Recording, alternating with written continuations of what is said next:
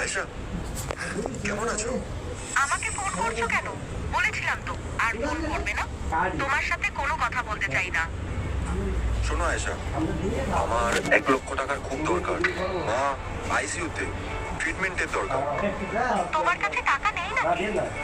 তুমি তো জানোই আমাদের বিয়েতে 5,80,000 টাকা খরচ হয়ে গেছে। আমার পুরো সেভিংস শেষ হয়ে গেছে। আর বাড়ি আর গাড়িও তোমার নামে। তাই আমার কাছে কিছুই নেই। মায়ের ট্রিটমেন্টের জন্য এতগুলো টাকা আমি কোথায় পাবো বলো? শোনো আরিয়ান, ওই সব কিছু আমার। আমি তোমায় 1 টাকাও দেবো না। ঠিক আছে, আমি জানি ওগুলো সব তোমার, কিন্তু আমার টাকার দরকার। অন্তত কিছু টাকা ধার দাও, খুব তাড়াতাড়ি ফেরত দিয়ে দেবো। কান খুলে শুনে নাও, আমি তোমায় 1 টাকাও ধার দেবো না। তার মানে তুমি আমার মায়ের কথাটাও একবারের জন্য চিন্তা করছো না? উনি আমার মানা, বরং যত তাড়াতাড়ি মরে তত ভালো।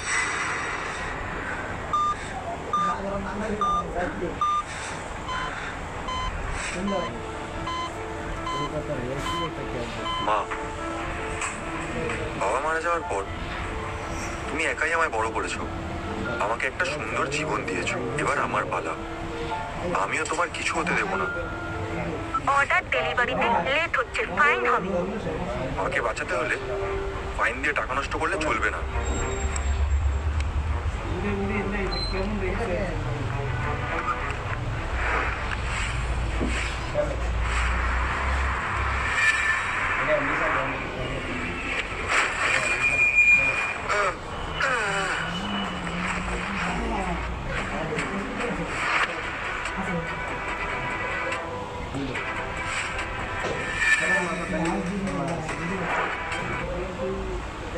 লাগেনি তো? হ্যাঁ, আমি কি ভুল দেখছি? হ্যাঁ? হ্যাঁ? হ্যাঁ? বাহ, কি সুন্দর, কি সফট। অসভ্য ছেলে একটা। আমি ভাবলাম আমার ভুল, তোমার তো মরাই ভালো ছিল। এরকম করলে কিন্তু আমি পুলিশ ডাকবো। এই যা, ডেলিভারিতে আরো লেট হয়ে যাচ্ছে। সরি, আমি আসি, আমার লেট হয়ে গেছে। শোনো, তোমার নাম কি? ছেলেটা বেশ অদ্ভুত।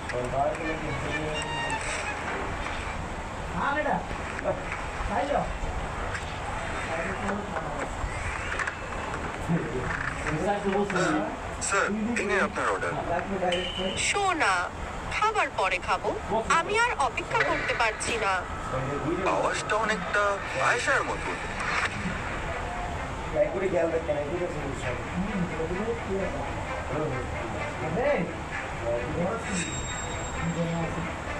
আয়েশা, আরিয়ান, তুমি এখানে? বিয়ে করেছো? ও একটা ডেলিভারি বয়। আয়েশা, আমাদের বিয়ের 3 বছরে আমি কখনো তোমাকে ঠকাইনি। তোমার সব স্বপ্ন সত্যি করার জন্য আমি দিন রাত খেটে চলেছি। এরকম কেন করলে? বাজে বকো না, নিজের অবস্থাটা একবার ভালো করে দেখো। তুমি একটা গরিব ডেলিভারি বয়, আর মিস্টার রাজবীর আরবি ইন্ডাস্ট্রির মালিক। ও কোটি টাকার মালিক। তুমি ওর চোখের যোগ্য না। তাই তুমি এরকম করলে? আরে শোন, তোর বউটা কিন্তু দারুণ জিনিস। চুপ কর হারামি। আরিয়ান, মায়ের কথাটা ভাবো। উনি এখনো আইসিইউতে, তুমি জেলে গেলে ওনার কি হবে?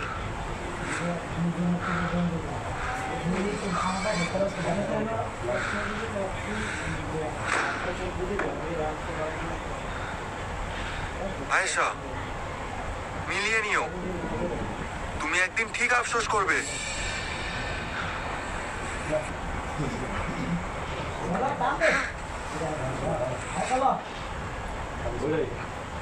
আমি একটু আগে আয়েশা আর এই লোকটার মাথার উপর গোল্ডেন নাম্বারগুলো দেখলাম।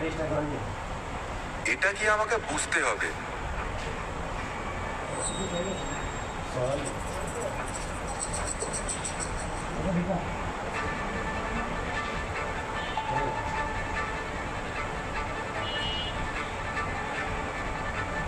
কিসের নাম্বার হতে পারে?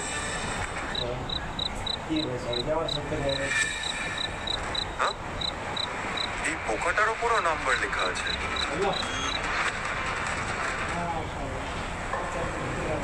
ও, এইবার বুঝতে পেরেছি। আমি সব জীবন্ত জিনিসের জন্ম আর মৃত্যুর সময় দেখতে পাচ্ছি। যে মরতে চলেছে তার নাম্বারটা লাল হয়ে যাচ্ছে, মানে আমি ভাগ্য বদলে দিতে পারি।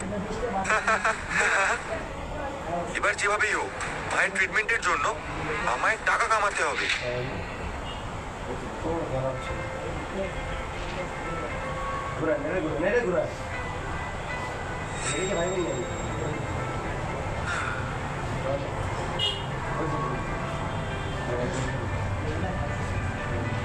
এখানে সবাই ফ্রড। অ্যান্টিক স্ট্রিটের বেশিরভাগ জিনিসই নকল হয়।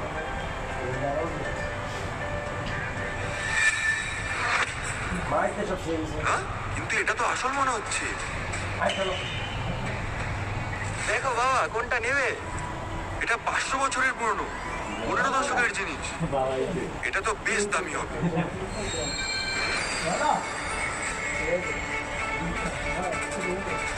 আমার পাওয়ারটা আপগ্রেড হয়ে গেছে নাকি?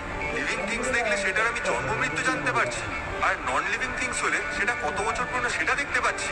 এটা তো একটা দারুণ ব্যাপার। বাবা, তোমার নজর দারুণ তো। এই পেন্ডেন্টটা 500 বছরের পুরনো। ও, 500 বছর? বড়জোর 1 সপ্তাহ পুরনো হবে। কিন্তু এটা আমার বেশ পছন্দ হয়েছে। ঠিক করে বল, কত টাকায় দেবে? 2000 টাকা। আর দাঁড়াও, তোমায় আমি কিছু ডিসকাউন্ট দিচ্ছি। তুমি বলো কত দেবে? 300। কত? 2000 টাকার পেন্ডেন্ট 300 টাকায়? অসম্ভব। তাহলে থাক। দাঁড়াও, শোনো। আচ্ছা ঠিক আছে, এই নাও।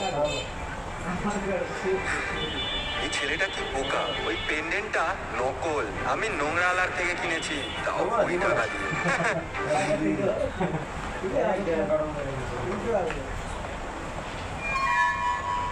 দূর থেকে দেখবে, ভুলেও হাত দেবে না। সব কিন্তু দামি জিনিস। একটু শুনবেন স্যার, আমার কাছে একটা অ্যান্টিক জিনিস আছে, একটু দেখবেন? কি বললে? তোমার মতো একটা গরিবের কাছে এমন কি অ্যান্টিক জিনিস আছে?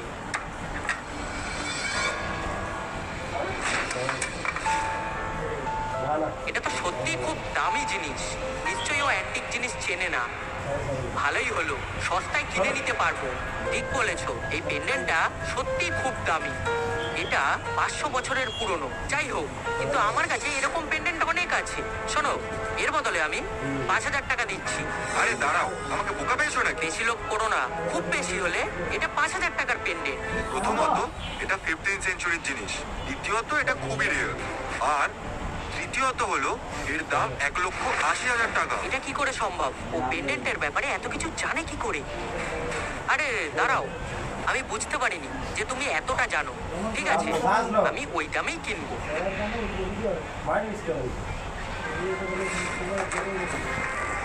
এবার মায়ের ট্রিটমেন্টটা শুরু করতে পার।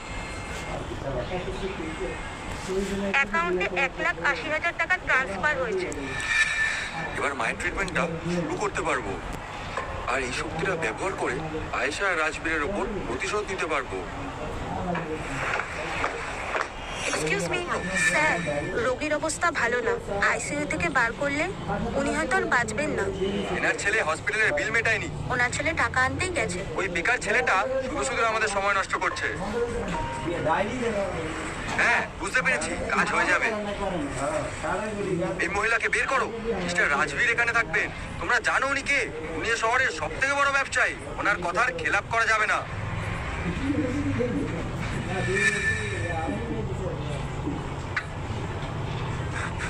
এসব কি করছো? সরে যাও। তুমি এনার ছেলে না? এসে ভালো করেছো। এখানে সই করো, ওনাকে এখান থেকে বের করতে হবে। কিন্তু কেন? মায়ের অবস্থা তো ভালো না। আইসিইউ থেকে বার করে দিলে মা তো বাঁচবে না। নাটক করো না, তুমি টাকা জমা দাওনি। মিস্টার পন্থ, কি হচ্ছে এখানে? রুমটা এখনো খালি হয়নি কেন? তাই তো, দেরির ফলে যদি রাজবীরের কিছু হয়ে যায় তাহলে কে দায়িত্ব নেবে? আমি এখনই দেখছি। কি ব্যাপার? রুমটা খালি করতে বলেছিলাম তো। মিস্টার পান, এই ভিখারিটা কিছুতেই যাচ্ছে না। আরিয়ান, তো তুমি এখানে আছো? আবার দেখা হয়ে গেল। তোমার মাকে আইসিইউ থেকে বের করে দেওয়া হবে। মিস্টার পন্থ, ওদের দুজনকে এখান থেকে তাড়িয়ে দাও। কাল আমি আপনার হসপিটালকে 10 লাখ টাকা ডোনেট করব। নিশ্চয়ই স্যার, এটা কোনো ধর্মশালা নয়।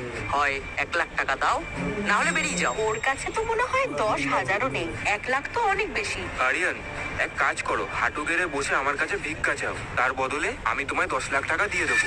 রাজি? তোমাকে রুমটা ছেড়ে দিতে হবে। Guard, guard! কে বললো টাকা নেই? ভালো করে দেখো, এই দেখো। এই কটা টাকায় কি হবে? এখানে তো মাত্র 1 লাখ টাকা আছে, তাই না? তাও তো তুমি বিল মেটাতে পারবে না।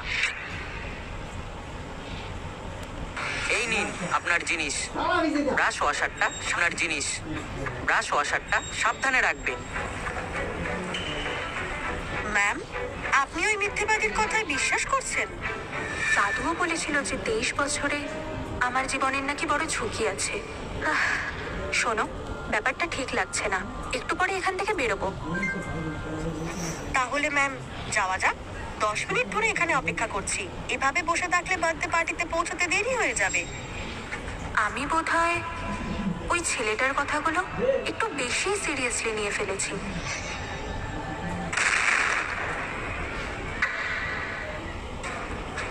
এটা কি? মানে ওই ছেলেটা সত্যি বলেছিল?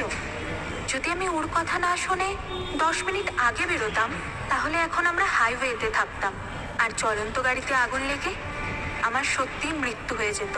মিস তানিয়া, মিস তানিয়া, এটা বোধহয় আপনার। এটা আমার না। হয়তো এটা ওই মিথ্যেবাদী ছেলেটার হবে। এটা তো একটা critical notice. Aryan Sharma, Mamata Sharma, Sunshine Hospital. এটা তো আমাদের কর্পোরেশনের আন্ডারে। এখনই ওখানে চলো, আর 10 মিনিটের মধ্যে ওর সব ডিটেলস চাই। এত কম টাকায় কি হবে? মাত্র 1 লক্ষ। কি হবে? মাত্র 1 লক্ষ টাকা। হসপিটালের বিল তুমি এখনো মেটাতে পারোনি। বাকি টাকা আমি দেব। কার এত সাহস? মিস ওবেরয়? তুমি মিস্টার পান্থ? হ্যাঁ, এখানে 10 বছর ধরে। চুপ! আজ আর এক্ষুনি তোমাকে চাকরি থেকে বের করা হলো, আর ওর লাইসেন্স ক্যান্সেল করো। ওবরায় গ্রুপ ঠিকঠাক ডিউটি না করার জন্য আর সিরিয়াস পেশেন্টকে আইসিইউ থেকে বের করার জন্য তোমার উপর কেস করবে। ওনার জন্য ভালো রুমের ব্যবস্থা করো, সেরা মেডিকেল টিমকে কাজে লাগাও, পেশেন্টের প্রাণ বাঁচাতে যা করতে হয় করো। এখন থেকে তুমিই নতুন ডিরেক্টর। হ্যাঁ, অসভ্য মেয়ে, নিজের সীমাতে থাকো। তুমিই আয়েশা, তাই না? আরিয়ানের X5 দেখলেই বোঝা যায় তুমি একটা অপদার্থ। তুমি এসব কিভাবে জানলে? তোমার পরিচয় কি? বুঝে শুনে কথা বলো। উনি ওবরয় গ্রুপের হেড, গলা নামিয়ে কথা বলো। নিজের পরিচয় দিয়ে দিই, আমি তানিয়া ওবরয়, ওবরয় গ্রুপের সিইও, আর তার সাথে আরিয়ানের হবু স্ত্রী। ওবেরয় গ্রুপের সিইও? ও তোমাকে বিয়ে করবে কেন? আমি কি বললাম শুনতে পাওনি? আরিয়ান খুব ভালো ছেলে, তুমি ওর যোগ্য না। আরিয়ান তো ফুড ডেলিভারি বয়। তুমি ওর মধ্যে এমন কি দেখলে? আমি শুধু এটুকু জানি, আরিয়ানের মতো সৎ মানুষই আমার স্বামী হবে। তানিয়াকে বাঁচানোর জন্য আপনাকে ধন্যবাদ। তানিয়ার ভাগ্যে প্রচুর ধন সম্পত্তি আছে, ওর ভবিষ্যৎ খুব উজ্জ্বল। কিন্তু 23 বছর বয়সে ওর জীবনে ঝুঁকি আছে। যদি সেটা কাটিয়ে উঠতে পারে, তাহলে আর চিন্তা নেই। ওর বাঁচার উপায়? ওর হাতে সেটা নেই। ওর জীবন সঙ্গী একমাত্র সেই বাধার সামনে ঢাল হয়ে দাঁড়াতে পারবে। মনে হচ্ছে আমার ওপর আসা বিপদটা আরিয়ান কাটিয়ে দিয়েছে, মানে ওই আমার জীবন সঙ্গী। এবার বুঝেছি টাকা কিভাবে পেলে। বড়লোক গার্লফ্রেন্ডকে হাত করে, তাই না? একটা মেয়ের থেকে টাকা নিতে লজ্জা করলো না? হ্যাঁ? মিস ওবরয়, আমার বাবা আমাকে কখনো মারেনি। তাহলে তোমার বাবার হয়ে আমি সেই কাজটা করে দিলাম। তুমি? আর যদি মুখ খোলো, শুধু একটা ফোন করবো আর তোমার পুরো কোম্পানি শেষ।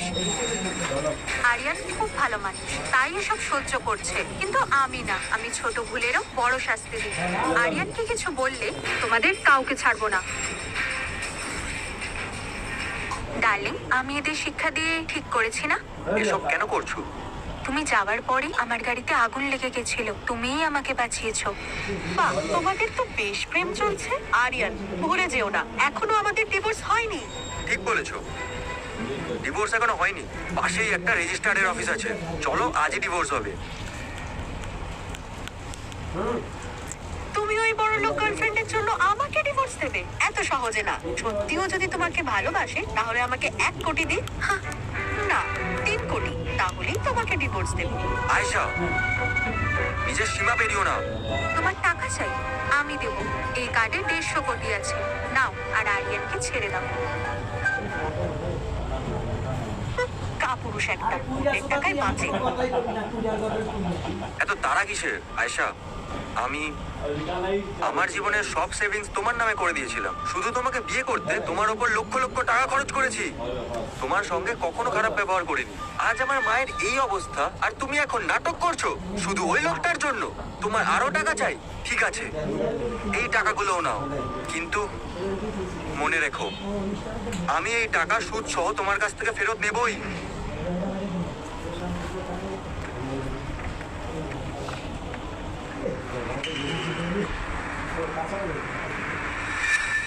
এবার সব বুঝতে পারছি। মিস্টার ওবরয় তো রিটায়ার নিতে চলেছেন। এমন অবস্থায় ওবরয়দের ব্যবসা একজন যোগ্য মানুষই সামলাতে পারবে। তানিয়া যোগ্য তো বটেই, কিন্তু কিছুদিন পর ওরও বিয়ে হয়ে যাবে।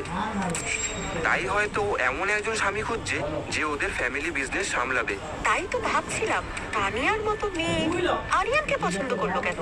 ওটাই তো, ও শুধু নিজের স্বার্থে আরিয়ানকে ব্যবহার করছে। তাছাড়া ওর মতো একটা ডেলিভারি বয়কে ওবরয় ফ্যামিলি জামাই হিসাবে মানবেই না। কাজ মিটে গেলেই ওকে দূর দূর করে তাড়িয়ে দেবে। তারপর দেখো না আমি কিভাবে আরিয়ানকে ওর আসল জায়গাটা দেখাই। ঠিক বলেছে সোনা। ব্যাস ব্যাস, গাড়িটা এখানেই থামাও। আরিয়ান, কিছু কি হয়েছে? মিস তানিয়া, আজকের সাহায্যের জন্য ধন্যবাদ। আজ আপনি অনেক উপকার করলেন, কিন্তু আমি আর এই ঋণের বোঝা বাড়াতে চাই না। আর হ্যাঁ, আপনার টাকাটা খুব তাড়াতাড়ি ফিরিয়ে দেবো। একদম না, তুমি এভাবে যেতে পারো না। দাদুর বার্থডে পার্টির কি হবে? পরিবারের সবাইকে বলে দিয়েছি যে আমি আমার ফিয়ান্সের সঙ্গে পার্টিতে আসব। আপনি নিশ্চয়ই মজা করছেন, তাই না? আরিয়ান, প্লিজ একবার আমার সাথে চলো, শুধু একবারই। ঠিক আছে, কিন্তু শুধু একবারই, মনে থাকবে তো? অন্তত রাজি তো হলো। ওকে ঠিক নিজের করবই। আমার ভাগ্য ওর সাথে জড়িয়ে আছে।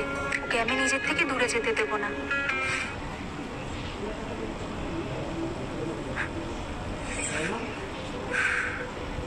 মিস্টার, হ্যাঁ, আমার এটা পছন্দ, প্যাক করে দিন। হ্যাঁ অবশ্যই। আমি ভেবেছিলাম ছেলেটার মাথায় বুদ্ধি আছে, কিন্তু ও তো বোকার হত্ত। এই বেকার জিনিসটা এত বছর ধরে দোকানে পড়েছিল, আর ও ওটাই কিনতে চাইছে। এই পুরনো জিনিসটার দাম 10,000। আমি হলে 10 টাকাও দিতাম না। আর শোনো, বিক্রি করা জিনিস আর ফেরত দেওয়া হয় না। দেখলেন, ওর হাসি বলে দিচ্ছে আমাদের ঠকানো হয়েছে। এটা একদম বেকার জিনিস। আমি যদি স্যারের জন্য এমন গিফট নিয়ে যেতাম, সবাই তো আমাকে নিয়ে ঠাট্টা করতো। কিসব বলছে? এখন আমি শুধু বাঁচার সময় নয়, মানুষের শরীরের ভিতরের অর্গ্যানগুলোও দেখতে পাচ্ছি। আর হয়তো এতে তাদের রোগের কারণও ধরতে পারবো। চুপ করো এবার। উপহারের দাম না দেখে তার পেছনের ভালোবাসাটা দেখো। এখনো বিয়েই হয়নি, আর আপনি এখনই ওর পক্ষ নিচ্ছেন। জানেন তো পরিবারের সবাই আপনাকে কেমন চোখে দেখে। এখন পার্টিটাই সবাইকে ইমপ্রেস করার শেষ সুযোগ কিন্তু। ও, তাহলে তো তানিয়াও সমস্যায় পড়েছে। চিন্তা করো না, তুমি আমার মাকে বাঁচিয়ে বড় উপকার করেছো। এবার আমিও তোমাকে সাহায্য করে সেই ঋণটা শোধ দেওয়ার চেষ্টা করবো।